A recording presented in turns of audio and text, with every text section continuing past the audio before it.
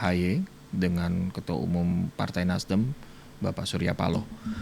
Di mana pertemuan tadi disampaikan dalam konferensi pers itu terkait intinya sih terkait proporsional tertutup yang sedang dibahas di MK, sedang dikaji di MK. Jadi kedua partai sepakat untuk menolak sistem pemilu proporsional tertutup karena dengan proporsional tertutup itu akan setback. Jadi yang terbaik adalah saat ini adalah sistem pemilu proporsional terbuka. Dan ini merupakan kunjungan balasan dari Ketua Umum Partai Nasdem Bapak Surya Paloh ke kantor DPP Partai Demokrat. Dan tadi dari Pak Surya Paloh menekankan beberapa hal, yaitu menjaga stabilitas nasional, jangan sampai stabilitas nasional terganggu dengan masalah yang bisa memecah belah bangsa seperti proporsional tertutup dan terbuka ini. Dan berharap pemilu 2024 berjalan damai dan tetap menjaga persatuan dan mengapresiasi sikap pemerintah yang jelas. Pemerintah mendukung sistem proporsional terbuka.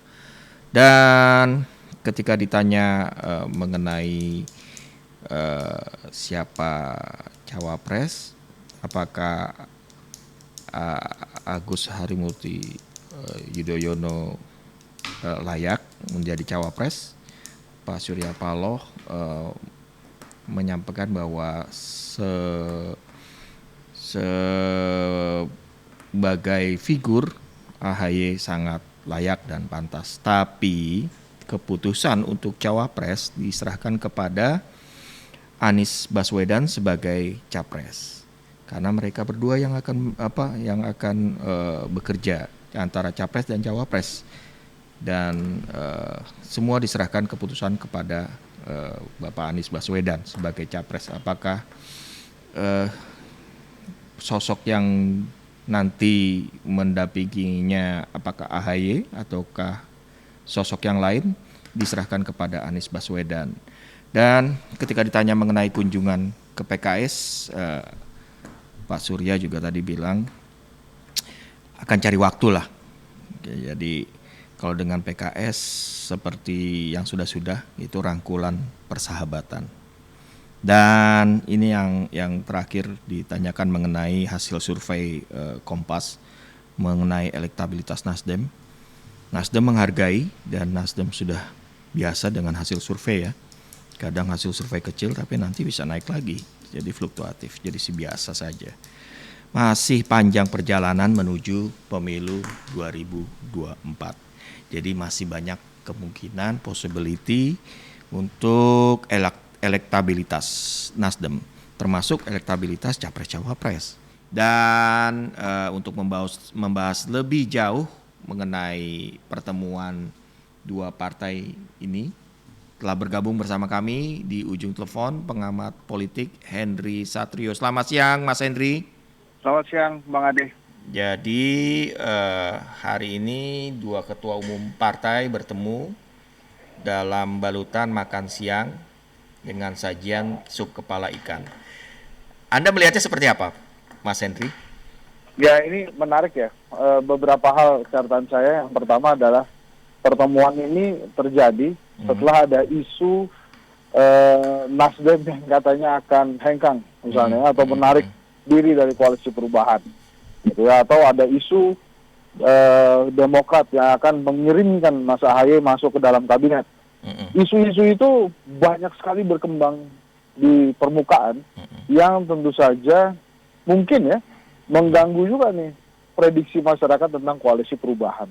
Tapi yang ada hari ini benar-benar disaksikan bahwa ada Nasdem dan Demokrat yang bertemu dan pembicaranya lebih dari sekedar capres-capresan.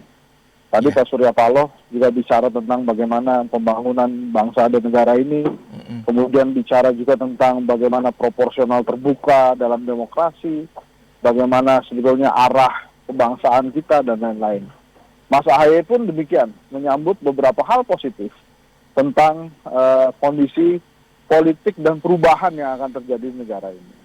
Ya. Nah, Jadi hal-hal ini menurut saya bisa dikupas dari berbagai sisi sehingga memang terdengar bukan hanya baik untuk negeri tapi juga melegakan ya, untuk kita yang mendengarkan gitu Mas Ade.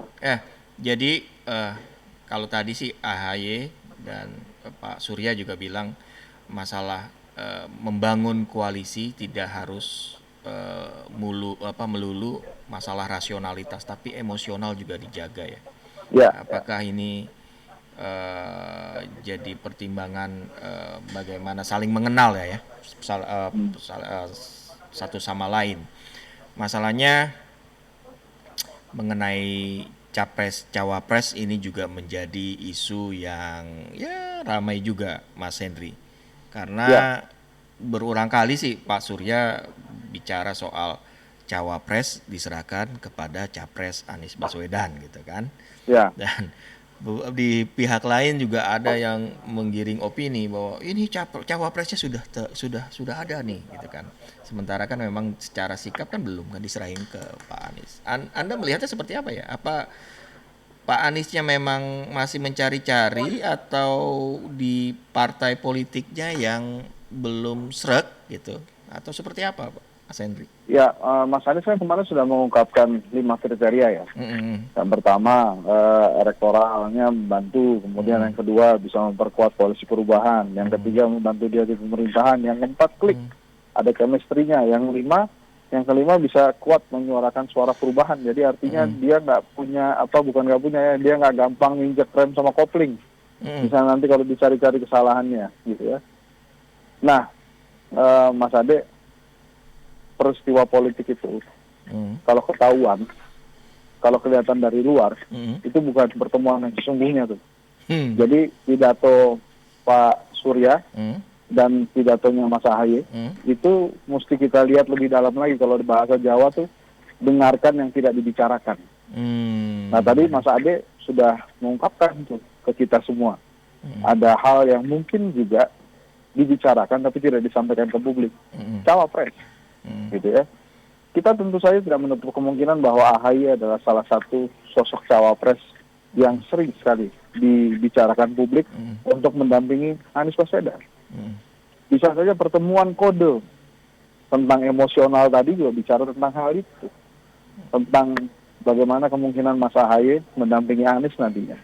Walaupun memang sudah dipersilakan Mas Anies memilih, tapi kan mungkin saja hal itu terjadi. Jadi perbincangan yang terjadi antara Surya Paloh dan AHY, walaupun disampaikan ke publik tentang kebangsaan dan lain-lain, saya yakin ada perbincangan private yang tidak diungkapkan oleh publik.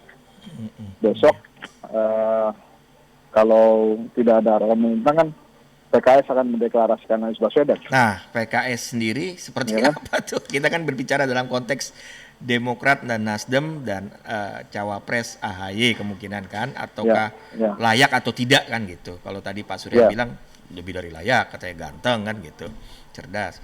Nah, faktor PKS-nya sendiri nih seperti apa Mas Henry? Ya, kalau terakhir bicara juga kan waktu kepulangan dari Istanbul, Sohibul Iman mengatakan juga akan mempersilahkan Mas Anies untuk pilih, walaupun PKS akan mendorong beberapa nama, tapi dikembalikan lagi kepada Anies Baswedan. Jadi nampaknya kalau dari pertemuan hari ini kita bisa melihat sebuah koalisi yang namanya koalisi perubahan, yang namanya akan lebih solid ke depannya. Jadi pertemuan Surya Paloh dan AHY hari ini, kemudian bila tidak ada orang menintang besok PKS deklarasi, setelah itu mungkin mereka bertiga bisa ketemu tuh bareng-bareng. Ini AHY perlu kita acungi jempol, karena dia sebagai anak muda ya, ketum yang masih muda, seluruh partainya mendorong dia untuk menjadi calon presiden, kemudian dia merelakan tiket yang diagung-agungkan itu oleh para pendukungnya, para kadernya, para fungsionarisnya untuk diberikan kepada Anies Baswedan. Jadi luar biasa ini AHY. Jadi saya mesti memberikan kredit tersendiri untuk sosok AHY. Kalau kita bicara soal kebutuhan elektabilitas ya untuk Anies Baswedan. Mungkin Anies Baswedan dalam survei Kompas naik ya, atau stuck atau fluktuatif. Kira-kira cawapres itu yang dibutuhkan Anies, ini dari sisi rasionalitas elektabilitas ya, sosok cawapres yang seperti apa sih? Apa mungkin dari kalangan NU atau Muhammadiyah atau kalangan dari Jawa, luar Jawa, atau muda, tua gitu, atau seperti apa sih Mas saling melengkapi itu? Saya rasa 5 kriteria capres yang disampaikan Anies Baswedan itu udah paling benar. Dia kan tidak bicara golongan kan, tapi bicara kriteria. Itu menurut saya sudah paling tepat dan pas. Dan itu gitu, ditemukan Mas, di bursa-bursa cawapresnya Anies atau tidak Mas? Ada. Sudah kelihatan saya rasa orang. Oh iya sudah. Yang klik dengan Anies kan nggak banyak juga. Nggak banyak. Nggak tiba-tiba sekonyong-konyong gitu kan. Siapa gitu. Antara berantakan harus cari yang klik juga. Terus tadi kan dalam pertemuan dibicarakan soal proporsional tertutup dari Nasdem dan Demokrat sama-sama menolak. Dan ada sinyal juga tadi Pak Surya Paloh kan mengapresiasi sikap pemerintah ya, yang berjanji juga sama koalisi di koalisi di pemerintahan dan di DPR untuk mendorong tetap sistem proporsional terbuka. Seperti apa Mas Henry melihatnya? Ya itu kan artinya memang sebuah hal positif ya, mengutamakan demokrasi itu tetap berada di tangan rakyat, tidak mengedepankan kepentingan parpol. Kalau tertutup kan kepentingan parpol tuh. Jadi parpol bisa punya agenda macam-macam, dan kalau nggak setuju tinggal di PAW gitu. Tapi dengan proporsional terbuka, rakyat bisa pilih langsung. Dan ini menurut saya sinyalemen yang sangat positif tuh. Mestinya sih segera saja ditetapkan oleh MK. Nah ini penting nih. Proporsional tertutup dan terbuka itu jangan sampai kemudian menjadi penghambat ya. Dan kemudian akhirnya terbit perpu karena tertutup dan terbuka belum bisa diputuskan, maka KPU nggak bisa nyetak kertas suara, nggak bisa distribusi kertas suara. Itu yang tidak boleh terjadi tuh. Makanya dengan kegamblangan Pak Surya Paloh dan AHY tadi, mestinya bisa didengarkan oleh masyarakat Indonesia dan tidak ada perubahan dalam sistem proporsional pemilihan umum legislatif, karena yang kita inginkan adalah jangan sampai ada penundaan pemilu dan jangan sampai kemudian polemik proporsional tertutup terbuka ini akhirnya dijadikan alasan pemerintah untuk mengeluarkan perpu penundaan. Itu nggak boleh terjadi tuh Mas. Tapi sinyalnya tadi disampaikan bahwa pemerintah mendukung sistem proporsional terbuka. Ya harusnya begitu kan. Jadi kita tunggu aja. Tapi kan sampai hari ini belum diputuskan. Karena agak ini juga surprise ya ketika misalnya presiden istana sana berbeda dengan partai yang utama mendukung dia gitu. Apakah gitu ini sinyal atau lip service atau apa? Ya siap. Melihatnya seperti apa Mas? Ya enggak, kalau menurut saya sih Jokowi kan juga sudah proporsional terbuka, jadi mestinya sih nggak ada masalah lagi ya. Nanti kan PDI Perjuangan kan ingin tertutup karena misalnya ada agenda-agenda tertentu yang gara-gara proporsional terbuka jadi kacau balau. Ya itu yang disebut sebagai apa ya, menjaga stabilitas nasional, tetap bersatu, dan pemerintah diharapkan jadi wasit. Kalau wasit kan nyemprit pertandingan kan, jangan bermain juga di situ. Iya, betul. Nah, apakah pertemuan hari ini bisa menjadi jangkar dalam koalisi? Jadi gelombang ya, memperkuat lagi koalisi atau seperti apa? Oh ya, itu sudah pasti lah. Itu sudah pasti karena dua ini kan sudah dari awal deklarasi. Besok plus PKS harusnya lebih kuat lagi. Kita doakan. Semoga sukses. Kita doakan. Koalisi yang ada. Kita doakan. Terima kasih Bang Ade. Ya, terima kasih banyak Mas Henry Satrio, pengamat politik.